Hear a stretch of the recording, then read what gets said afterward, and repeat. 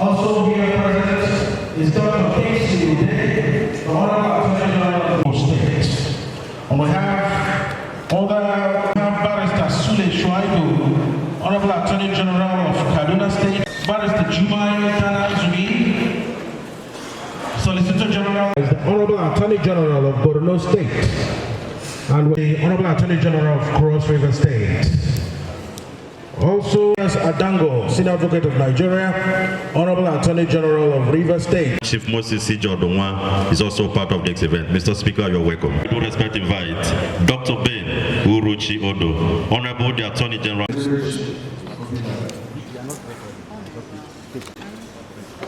My Lord and Chief Justice, to welcome all of you to this criminal justice revival. Revival in the sense that our criminal justice system is getting for help, especially the criminal justice system in the Southeast.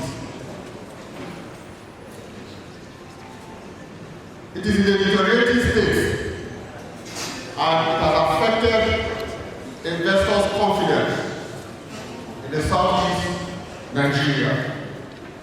You will believe with me that it is only in Ebonyi State that we don't observe sit at home every Monday. Go to Enugu, go to Abia, go to Igbo, go to Anambra. We don't move on Mondays because of the fear of the unknown gunmen. And the question is, what should we do to cure this evidence? That is the reason why we are here to answer that call. When we need to work on our criminal justice system to have a paradigm shift from the retributive justice system that we have to restorative justice system that we ought to have. The body of the Southeast State Attorneys General decided that we'll come together to answer this question. Because all of us that are here are the critical major stakeholders of the criminal justice system of the Southeast. We want a system where the government is spending so much money in putting children in a warehouse called correctional center. We want a system where it will be changed from putting them into this center, spending so much money putting them there, to spending the money, so much money in giving them a very safety, headway, moral life to live. On 1st of November 2023, the Controller General of the Nigerian Correctional Service, Alhaji Haliru Nababa, said that the number of inmates in the Nigerian Correctional Service is 80,020 inmates. Out of that 80,020 inmates, 5,060 have been condemned, and some of them have been on the death row for more than 10 years. No government is willing to sign their execution warrant. And they are there. And they spend 1,000 naira to feed them taxpayers' money on daily basis. If you do your mathematics, 80,200 by 1,000 by 12 months. Nigerian Correctional Service spent 29.7 billion to feed the inmates. What is the way out?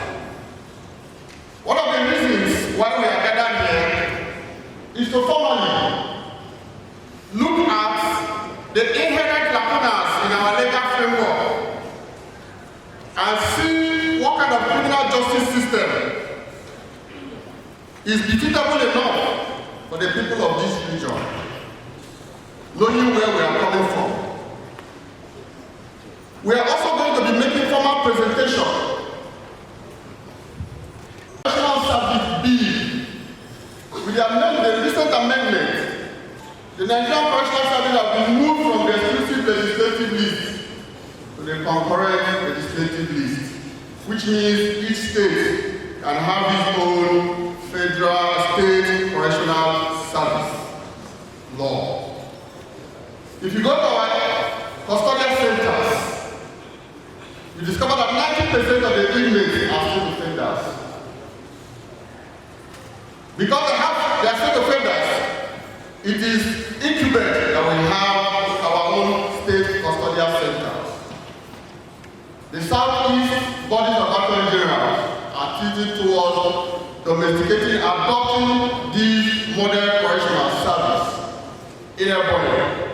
We'll be making a formal presentation of this bill, the people's bill, to say, is it doable in the Southeast, in Enugu, in Anambra, in Imo, in Abia? Is it doable for us to have our own custodial, our own correctional service bill? And we make impute at the end thereof. The impute made is what we're going to be presenting to our executive governors and pray them to transmit same in the House of Assembly for passage. Once this is passed into law, each state in the Southeast will be having its own correctional service law, creating for non-custodial measures to the corporation. In Ebonyi, we shall be having Ebonyi prison farm, where anybody who steals farm produce will be sentenced to Ebonyi prison farm, the farm as punishment. And whatever thing the person makes from that farm, we have proposed a ratio of sharing it in this bill, ratio 20, ratio 50, 20, 20, 10. 50% will be saved for the inmates. The day you finish serving your jail term, government will count that 50 and give you to start your own farm at home so you don't commit another offense. 20% will be for your feeding while you're there. 20% will go into government IGR. And 10% will go into the account of the Nigerian Correctional Service. And that's what we are proposing today. So we look forward to a robust engagement with you. At the end of the opening section, Borno, Kaduna, Kogi, Cross River, Delta, Edo, Imo. On this very auspicious event. Indeed, like my colleague said when he was speaking, sometime in March this year, the National Assembly passed a law moving the correctional facility to the concurrent list. And with that legislative innovation, a lot has to change in our criminal justice system. Now state government and federal government can all own, run and administer correctional facilities. So that has made it imperative that we should review our criminal justice system and make provisions on how the new criminal justice system will look like. And we're happy that they are taking this initiative, I think by the Honorable Attorney General Commissioner for Justice of Ebonyi State, has taken the initiative to convene this very important event, which will enable us to exchange minds, cross-fertilize ideas, and ensure that the Southeast, nay, the Federal Republic of Nigeria, is better secured. We all know that for any development to occur, you must have security, peace, and order in place. So I'll wrap up by saying that this is a very wonderful initiative, and we're supporting what is happening here. When Abia are very, very happy with what you have done, and we'll do our best to ensure that the new dawn in the administration of criminal justice is born. Thank you very much. This opportunity to humbly thank His Excellency, the Executive Governor of Ebonyi State, my amiable colleague, the Honorable Attorney General of Ebonyi, the good people of Ebonyi, for the warm welcome, for the warm reception, for the hospitality. We are very much grateful. Administration of criminal justice reform it has been a topic of significant importance because of issues such as prison congestion, pre-trial detention, and so on.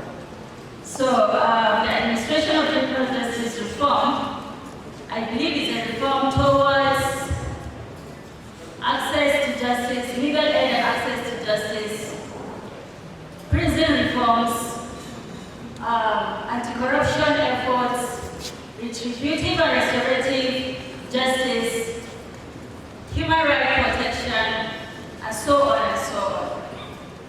This is a move that is heading us to a better criminal justice system. Talking about restorative justice system, my state, Borno State, we all know what we have gone through.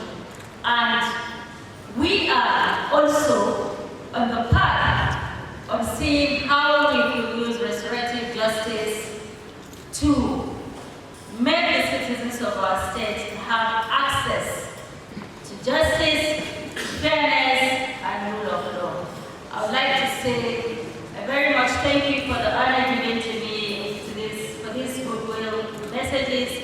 I wish the whole of Southeast and Ebonyi State the very best of success in its endeavor towards this administration of criminal justice reform. Thank you so much. Modern state correctional service starts by stating what the objectives are, the principles, the guiding principles concerning this particular law. And it is important that we stress this so that we can actually have a way of making certain connections. In ensuring that this model law is established, we clearly were appreciation to the body of Southeast State Attorneys General for extending the invitation to me to be part of these all-important summit. Let me also commend the local organizing committee for the dedication and excellence that have gone into putting together this regional summit. I would also like to acknowledge and appreciate His Excellency particular Governor of Ebonyi State, our chief host, for the positive development steps he has embarked upon since his assumption of office in May this year.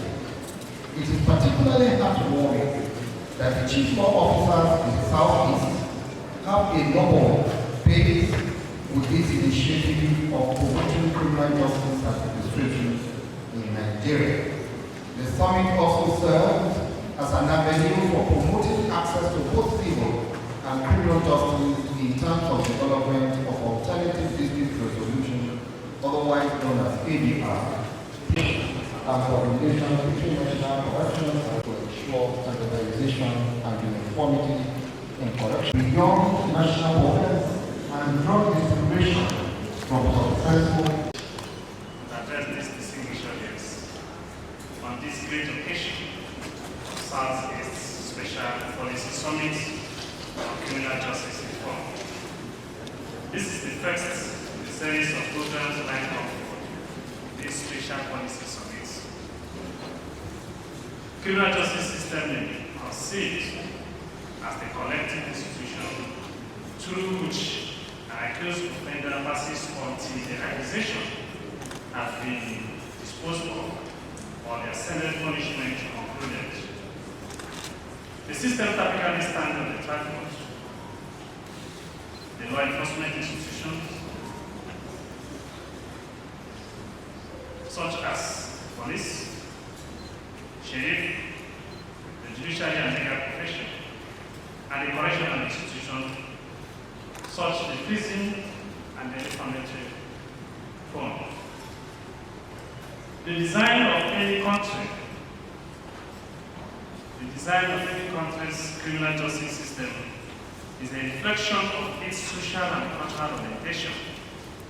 Since criminal justice is an instrument of social control, which must be hinged on the cultural menu when it operates. For the criminal justice of any state to be effective, such a state is required to create its own institution of social control and a proper sequence in the process of administration of criminal justice, which reflects in popular societal norms and values, since law is an instrument of social engineering. Continuous change in the social interactions and civilizations demand a progressive review sequence of events in criminal justice system in Nigeria. A well-functioning judiciary is a fundamental ingredient of any civilized society. The judiciary constitutes the sole adjudicator over the political, social, and economic issues arising from day-to-day activity of any given society and nation. Judiciaries is in many African countries, especially in Nigeria, suffer from backlog and delay, such that speedy resolution of disputes is becoming increasingly elusive. The massive justice delay, the justice denied, is a universal truth in legal practice. This action implies that where legal redress available for a plaintiff is not attained within a particular period of time, it has the same effect as having no redress at all. This means that the delay in the dispensation of justice is obviously inimical to the attainment of substantial justice in any legal system. Any civilized legal system will therefore strive to strike a balance between delayed justice and hurried justice, since both are aberrations of law. The Nigerian criminal justice system derives its legal basis from the Constitution of the Federal Republic of Nigeria, especially the provision dealing with the power of the courts, the portion dealing with the fundamental human rights provision, various other laws enforced at federal or state level. Criminal justice transfers various stages from the arrest by a police officer on reasonable suspicion of an attempt to commit a crime, having committed a crime, or on a commission of a crime. This is followed by filing of criminal charges, trial, conviction, sentence, imprisonment, and serving out the prison terms for release. This sequence of events in criminal justice administration in Nigeria is no longer an emergent phenomenon. Turns were all taken by French and American to clinical tragedies on the administration of justice. Both despite the antiquities of the problems, there is no contradiction that the Nigerian legal system has taken the baton of delay and embarked on the marathon. Although many African countries have constitutional provision against delay and have identified congestion, excessive adjournment, local legal culture, and corruption as the bane of delay and break in sequence in the system.